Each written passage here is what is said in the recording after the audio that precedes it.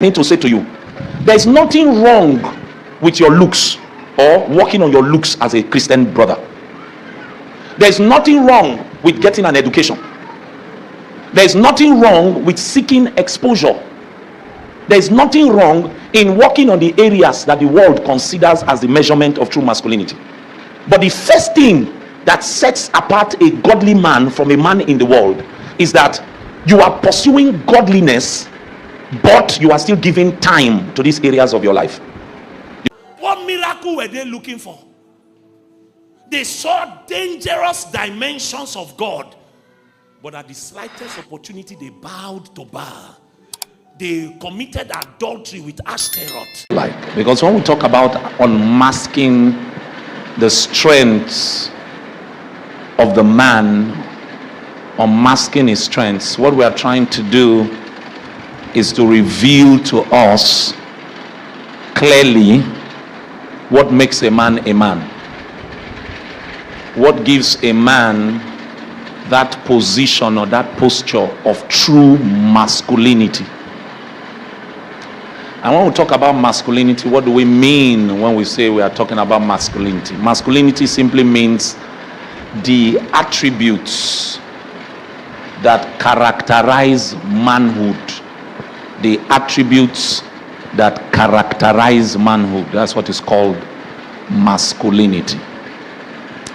Now, it is important that sisters understand what a real man looks like, and brothers understand what a real man looks like, because of what is happening in society today. In fact, there is a movement that is growing even in the world against what they have called toxic masculinity. That is poisonous masculinity. There is a subtle, deliberate attack against the male gender. In fact, there is a movement that has begun to say that society in general is patriarchal in nature. And what do we mean by patriarchal? That society favors the male gender, right? That everything is skewed towards men. That men naturally will be given favors over women if you are looking for a leader. That in marriage, the man wants to enforce his authority over the woman. So feminism movements are rising across the world to try and counter patriarchy. But the problem with all these things is that the definitions or the standpoints from where these agitations are coming from are wrong. Because masculinity is not supposed to be toxic, for instance. Masculinity as defined by God is a beautiful thing.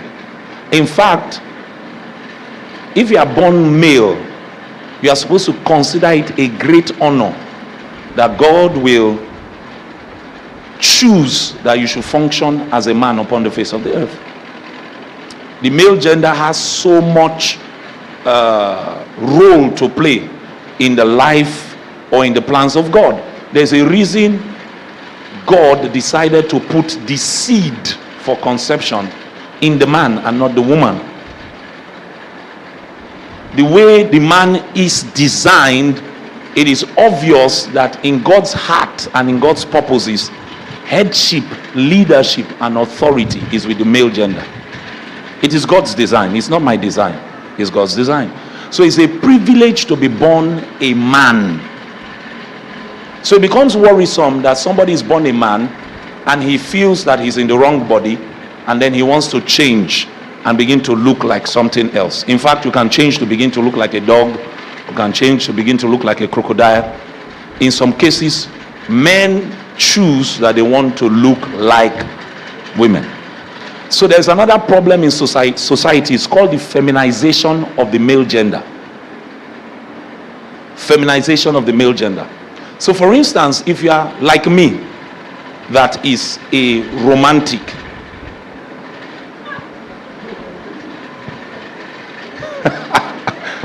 I better don't say something. So my wife is around. Okay. So if you are a loving man, if you are a tender man, if you are a caring man, society calls you a simp. Have you heard the word before? Simp.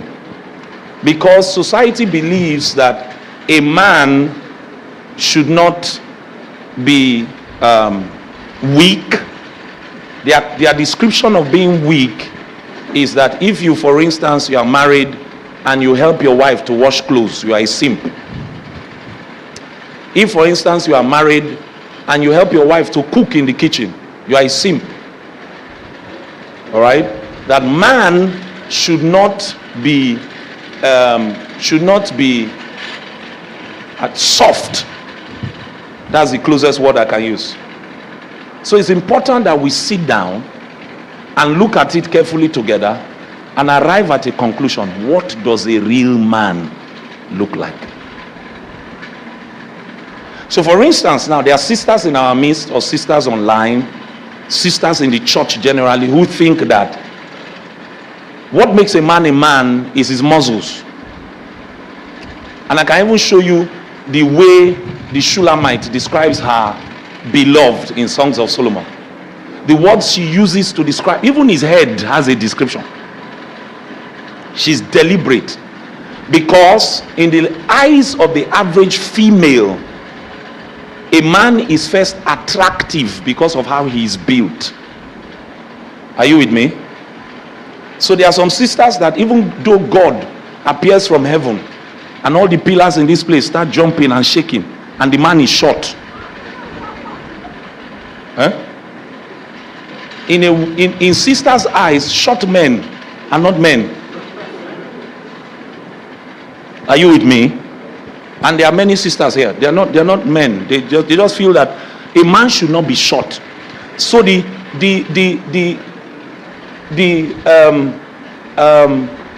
classic definition of what a man looks like is tall, dark, and handsome. Have you seen it? They don't say short, fair, and handsome, because for females, a man's build is very important. So is it muscles? Is it six-pack? Is it chest? That's why some brothers want to die in the gym. Some brothers here now, part of their goals this year is to gym. They have gymming equipment at the back of their house, because even in society, when they do adverts, do you see how they portray men? Have you seen any advert of a men's singlet, men's boxers, men's cars, that they use a man like Pastor Barrow? Have you ever seen it? No. They'll use a man with muscles. As he's wearing the singlet will pass the bicep like pwah. Is programming. Is it muscles that makes a man a real man? If they are not looking at a man's appearance, they are looking at a man's economic status. That a real man is defined by his economic standing. So, where does he work? How much does he earn? What is his bank balance? What can he afford? And I'm beginning here because even in Christian space, females, when a brother approaches them, part of what the first things that come to their mind is, can he afford to take care of me? And there's nothing wrong with desiring to have a man that can take care of you. But you see, there's a narrative in the world that we must correct as Christians. The narrative in the world is women like money. Are you with me? Men, just give them money. As long as you give them money, they'll be happy. Women can do anything for money. So men in the world, their ambition is to be able to raise enough money so that their economic status will make them attractive. Have you not heard, brother, that man no need fine? Have you heard that in Warri before? Say man no need fine. Now in pocket, now need fine. for those of us that don't understand that pidgin English, that a man does not need to be beautiful. A man does not need to be handsome. If his pocket is handsome, then the man is fine. So even if the man is an unbeliever, even if the man is a thief, even if the man is a womanizer, even if the man is an adulterer, even if the man is a cultist, if he has money in his pocket, the world says that he's a what? A real man.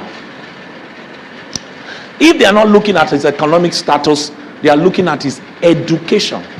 That for a man to be a real man, he has to be educated to a certain level, and not just educated on paper. He needs to have some level of eloquence. So masculinity is measured in the world by, first, looks, second, economic status, third, education. That he has to be educated to some level. He needs to be able to speak well. He needs to be able to talk well. He needs to be at least able to engage in certain conversations. That if a man is going to be attractive, he should at least be educated to some level.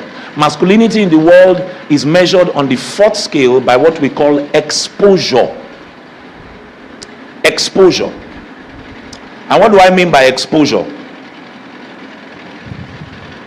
What do we call exposure? The effect that a man portrays as a result of his experience. So once you've experienced certain things, those experiences will have consequence on you. That consequence that experience has is what we call exposure. So for instance, a man that is well traveled will have certain experiences that a man that has not left Warri has never experienced. Are you with me? So that's what exposure is. If you've been to a higher institution, this is why we say things like, it's not enough to go through school. School must also what? Go through you. Because school itself is not just getting a degree. It is what? Exposure. There are things you will never learn until you stay with a roommate. For instance, if God wants to teach you long suffering, he will give you a roommate that does not have sense. You will be the one to cook, he will be the one to finish the food. Then when he finishes eating the food, he will now make sure you are not angry. If you are angry, he will beat you. So there are things, there are educations, there are experiences you will get by just going through school. So there's exposure. Environment also affects your exposure. That affects your exposure. For instance, I give you a classic example. When I was about to enter university and I decided to come to Delta State University, the way I was shocked being in the world, coming from Lagos as a teenager in Lagos, the way we catch fun in Lagos is meet a teenage girl, ask her out, take her somewhere to a fast food, buy her donuts, buy her croissants, tell her her nose is pointed, just smile, have fun. Then I was shocked. I came to pre-degree in Delta State University and they said, let's have fun. So me, I was thinking, we'll go to girls' hostel, look for a fine young lady, and then just take her out. And they say you should go and drink beer. I was shocked. That's so we'll just sit down and be drinking beer, and then we're having fun. It looked to me like suffering. But you see, environment has a way of creating education, exposure. So the level of exposure that a man has according to the world also makes him a real man. Are we together? But what does a real man look like based on scriptures? So let's look at the Bible now. Let's begin with Songs of Solomon, chapter 5, verse 9 to 16. Let me first of all show you how the Shulamite described her beloved.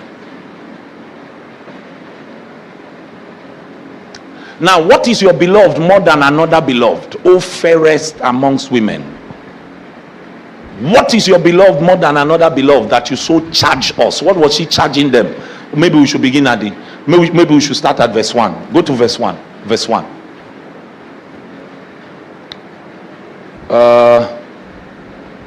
Verse 2.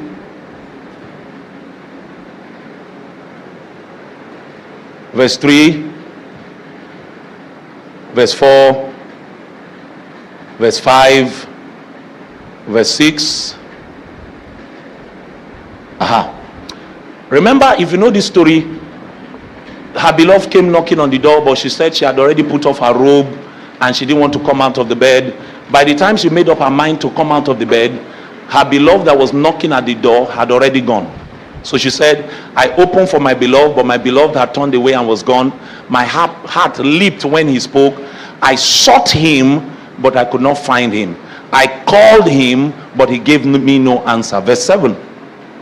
The watchmen who went about the city found me. They struck me. They wounded me. The keepers of the walls took my veil away from me. Verse 8. I charge you, O daughters of Jerusalem, if you find my beloved, that you tell him I am what? So she was looking for her beloved. It's on the basis of that in verse 9, the daughters of Jerusalem were now saying, what makes your beloved so special amongst other beloveds? Why is he so special? Why is he so special that you are telling us, if you find my beloved, help me tell him that I'm lovesick? Basically, they were asking, why do you want us to help you look for this man that you are in love with? She now began to tell them a story. Verse 10. My beloved is white and ruddy, chief among how many? 10,000. Next verse. His head is like the finest gold.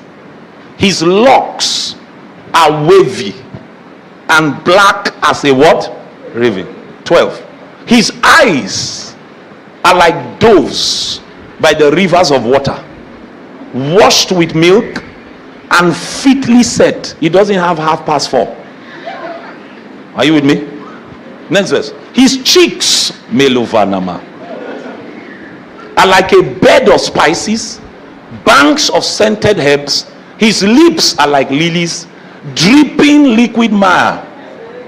14. His hands are rods of gold set with beryl. His body is carved ivory inlaid with what? So even these Songs of Solomon woman, her emphasis was on what? The looks of the man. There's nothing spiritual she has said about him. She didn't speak about his prayer life. She didn't speak about his love for God. She didn't speak about anything. It was just his physical looks. First thing I need to say to you, there is nothing wrong with your looks or working on your looks as a Christian brother. There is nothing wrong with getting an education. There is nothing wrong with seeking exposure. There is nothing wrong in working on the areas that the world considers as the measurement of true masculinity. But the first thing that sets apart a godly man from a man in the world is that you are pursuing godliness, but you are still giving time to these areas of your life. Did you hear what I said?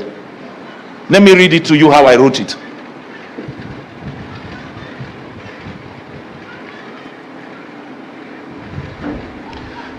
A godly man pursues godliness while still retaining masculinity. That's a godly man. He pursues godliness, but he retains his masculinity. His masculinity in his looks. Not all of us are going to be bodybuilders, but at least you should pay attention to the way you look. And I've said to you before, I think it was in the last brothers meeting that we had, things like beauty, things like handsomeness are relative. Have you heard me say that before? What do I mean by they are relative? Have you ever heard the phrase, beauty is in the eye of the beholder?